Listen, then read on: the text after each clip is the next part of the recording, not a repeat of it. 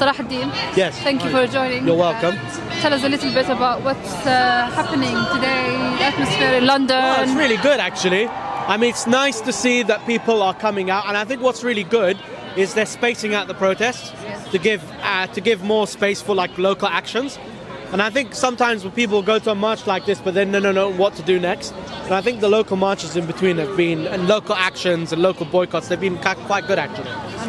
100%. How do you see the court, the criminal court going? Any hope?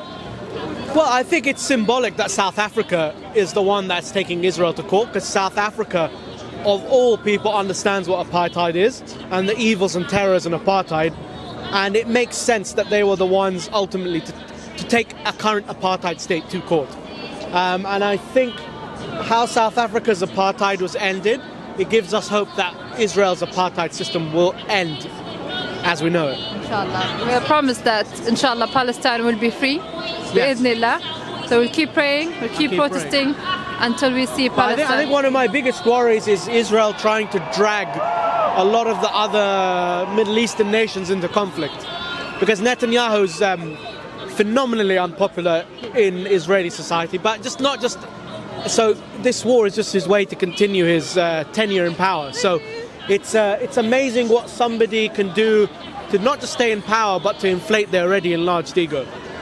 100%. And it's scary, like we're seeing what's going on in Yemen. They're really trying to pull Lebanon into some sort of war. 100%, but I think that's why people need to stand now and know that if they stand together, hopefully they will not allow another war to happen, isn't it, inshallah? Yeah, I hope so. And I think the fact that the South Africans, in their court case, they used some social media clips of Israeli soldiers inciting towards genocide, I think it does show you that what we're posting on social media is making a difference. Though, of course, one does wonder how many more thousands of children have to be killed, how many more thousands of innocent men, women, children have to be butchered. And it has to stop now. It has to stop now, and that's why we are here today. Yes. And it's great to see this atmosphere from different backgrounds. Yeah. Like, look at how many people we see here.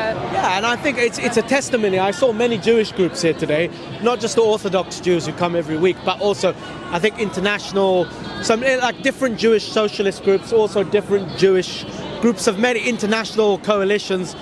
So I think, anybody's trying to say that we're anti-Semitic, it's sorely misguided and sorely mistaken. I agree with you, and being out here gives me so much hope, like as a mother, seeing so many mothers out there with their kids. Honestly, it gives me so much hope that it's not us, it's the government. Yeah, and I think if anybody's in doubt that this is a genocide, there's an interesting Israeli scholar called Raz Segal. And Raz Segal is really interesting because he's one of the foremost Holocaust experts in the world, as well as genocide scholars. But also what's really interesting, he used to serve in Israel's army, which was occupying Gaza on the ground. And he said to Owen Jones that this is a textbook case of genocide. So if somebody like that, with that sort of background, can say it, then with such authority, I think it says something. It speaks volumes. Thank you for speaking to us, Salah الدين. Keep the good work. I'll try to. Inshallah. Inshallah. Assalamu alaikum. Alaikum salam.